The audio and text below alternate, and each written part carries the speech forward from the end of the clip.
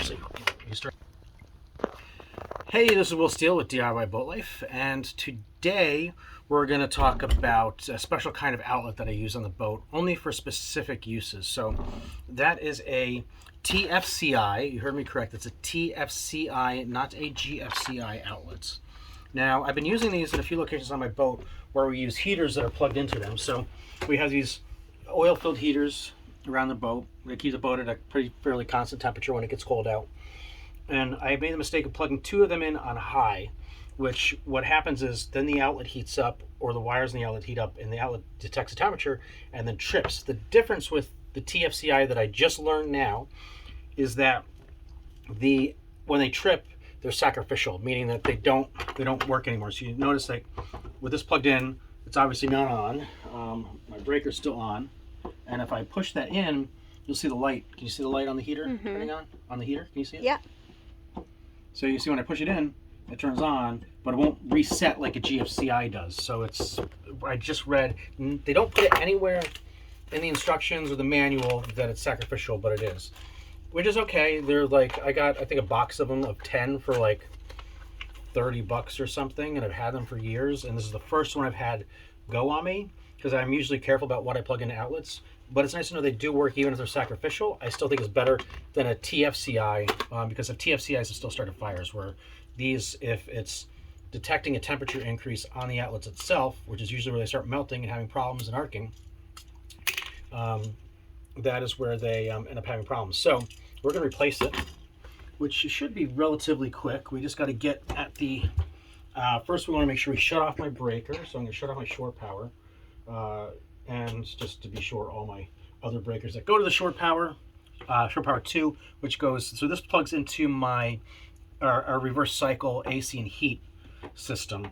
So when we're not using that, when it gets too cold to use the reverse cycle, we can plug these in and use these. So what I really should probably do is put a second outlet here, because having two heaters plugged into one outlet obviously is not a good idea, and that's why this ended up dying. But luckily I have a bunch of spares. So we're going to go in here and replace it. It should be relatively quick. Let's see here. A couple more screws here. And maybe, let's see, got another one. And let's see. So these are, you know, I do think they're good in terms of preventing boat fires. I think it's an excellent thing to have. Okay, let's pull this HDMI cable out. And maybe I'll move this TV out of the way too. It'll just make this whole process a little bit easier. Okay. There we go. And pull all these screws out. Fortunately, my drill is in the car, so I can do this by hands. It's not a big deal. It should be relatively easy. Although I should knock on wood before I say that, because that's whenever, it's always the easy things that for some reason always end up being a pain in the butt. Okay, I got that. Okay, and this one was really relatively easy to install, because while it's wired to the same circuit as the reverse cycle, it's very close to the panel, which is right over here around the corners, so I could just tie some wires into the panel and put them in parallel with the wires to one of the air conditioners. Okay, now let's get stuck in there. Now I don't have a lot to work with, which is the only tough part. So you can see I don't have a lot of room to really pull these wires out. I don't know why I didn't give myself a little more room, but apparently I didn't. Now I'm gonna do something. I should measure this with a voltmeter, but I know these are dead, because they definitely go. Actually, there's a way I can just double check that without a voltmeter, so I don't shock myself. If I push that in now, I get nothing on the heater, so we're definitely good. The electrician might yell at me for that, but we'll be all right. Now just remember, we got white, green, and black. So the gold is black. Okay, so basically, remember that white and green on the left, black on the right. White and green on the left, black on the right. Okay, so there's 1. There's 2. Okay, let off a little more. Now, I should probably mention that, of course, only a certified ABCY marine electrical technician should be doing this stuff. I am not. But it really doesn't take a genius to do this stuff, so do at your own risk. But I'm quite okay doing that. Now we want to make sure that we put these wires on so they are in. You want to turn them so they're going in the direction that that you're going to screw the screw in. So I would just make a little hook like that. Because these ones, well, if they were thicker wires, you feed them through here and you tighten them down. But I like to do it this way. Mine is gets more contact. And the wires all look fine, so you know that the TFCI, not the GFCI, did its job, which is fantastic. Okay, now let's get you on here, you mofo. All right. Yeah, see, this is where it becomes a little bit of a pain. I don't know why I gave myself such a little to work with, but sometimes you do things that don't seem to make a lot of sense. Or maybe that's just all the length I had at the time. Not 100% sure. Try to get that so there's not too much. You don't want too much of the wire sticking out either, because potential for shorting on things or arcing. Okay.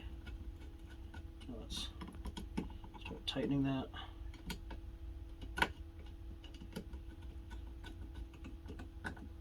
All right. Looks pretty good. All right. Then I think I said white and green. Okay, so let's get you, bend this a little bit. Get you around this one at a time.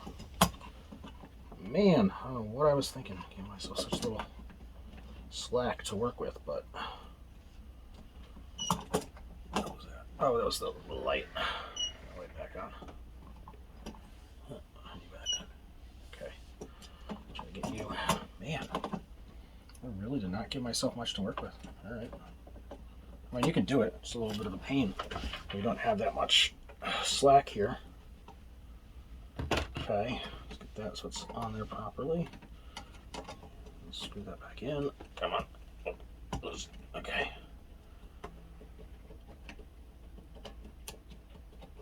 Okay. All right. That's got a nice solid connection on there. I'm just going to do the grounds. Again, not much to work with here. Or you want to actually, can you come over and, can you get any angle? Can you see that here? Yeah. Okay. Alright, so well, we've got minimal clearance. We can make this work. It's like all the engineers in the world do. They give you almost no clearance, which is always a pain. So I just did the thing that I hate that all engineers do, which is give you no room to work with. So I guess I'm just as bad. All the times I bitch about engineers that do this kind of crap where it's really hard to. Okay, now sometimes these wires have to slip up a little bit, so you got to pull them down so they stay really nice on there. Okay, that seems like that's doing pretty good. All right, so I think that looks good. If you look right here, so focus you. Or are you not focusing? I zoomed in. Oh, well, it should still focus. Oh, there we go. Come on. So you can see we got nice connections there. And you can see that little thing is more on the inside than the old one, which is all the way out. It's not much. It doesn't give you much, but it should work. So before we go and close this all up, let's very carefully plug something in and verify that it works. Those are all nice and tight. They're not going anywhere. And let's turn on our breaker. Let's see it all the way for a hot second. Okay. Everything on. Yep, it's on. All right, good. So we have power. So now before we screw it back in, let's just shut off the power again. And turn off my short too. Oh, okay, cool. It's right there. And let's now get all this back together. But that wasn't too bad. Okay. Pull you out. So it's always nice when a boat project is relatively easy. I unfortunately I didn't get a video of winterizing the boat, unfortunately. I had planned on doing that, but as often happens when I get really involved in a project and I'm doing it all by myself, I often forget to do things like actually record it. But I got my lovely lady's sister has a GoPro that she doesn't use, so I'm going to mount that to my chest, so I can, even if by myself, I can at least get a good perspective on projects that I'm working on as I'm working on them. Be a little bit easier than trying to deal with multiple phones here. Okay, screw that in. All right.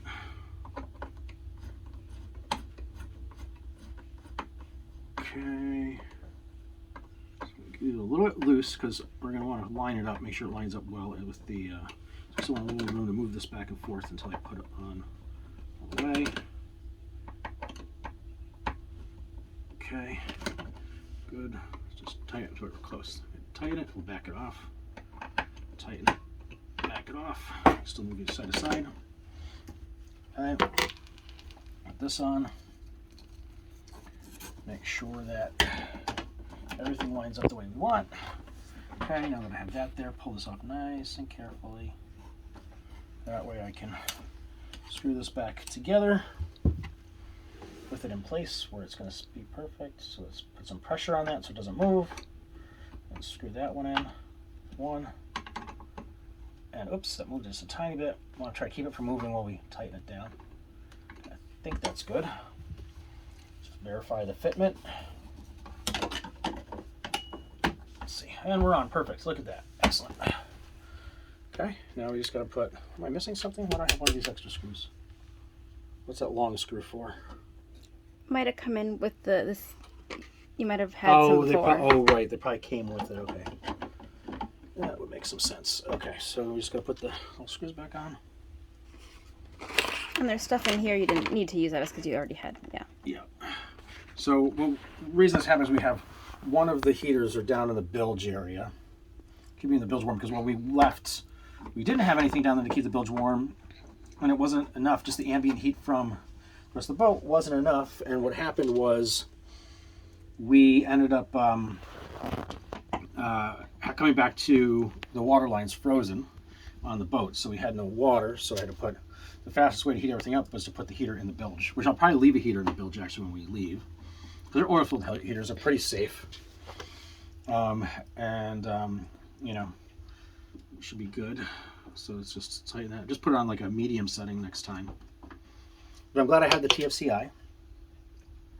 I'd rather be safe and have to replace the outlet than have to worry about a fire. I know some people think that they're gimmicky, but I think, like everything has a purpose and a use, and I think this has its own use and purpose. So we'll plug you guys back in. And there we go. And should be back in business. And we are. One thing I have to do is put one of these heaters, because I ran all night. I think I can have one on high and one on medium. Seem to be fine. So I'm going to go and put the one in the bilge on medium since everything's now, or maybe even put it on low since everything now is defrosted. I think. So we'll go down and turn that down to low. You can actually, I'll show you if my camera lady will come over and assist me. Okay. Now, let's see. We have the heater down there. See, it's on, so we're just going to reach down and turn it so it's the setting's on low. And that should keep the boat. I think that'll just on low. That should keep everything from freezing down there. Now, one of the things that we need to do that we didn't do, which is also part of the reason probably everything froze so easily, is we have vents on either side of the boat, and those are not sealed up yet. So we did winterize the engine, but hopefully today I'll get some boards and place some on top of where the vents are, and that'll just seal off the vents so we don't get drafts coming through, because when the draft comes through, obviously it's going to make it easier for these open air, and they're big vents. They're like this big, and they let a lot of air coming through them. So that'll be our next project. I'll try to maybe get that on video when we do that in a little bit. So this is Will Steele with DIY Boat Life, and hope you found that interesting. But yes, on a boat, just for heaters, at least TFC outlets. Don't replace all your outlets, because GFCI is still good. Like in a bathroom, you want GFCI outlets. But where you're going to be keeping heaters running for a long time, especially unattended, TFC outlets, in my opinion, actually are good. They do clearly work, and what's also nice, they don't damage your wiring or anything else. And on our boat, we already have breakers, so do we really need a breaker at the outlet when we actually have breakers already on the breaker board? Things will automatically trip anyway. So I would highly recommend TFCI for boat use, for marine use, when you have heaters plugged in for long periods of time. So again, Will Steele, DIY Boat Life, and I'll talk to you in the next video.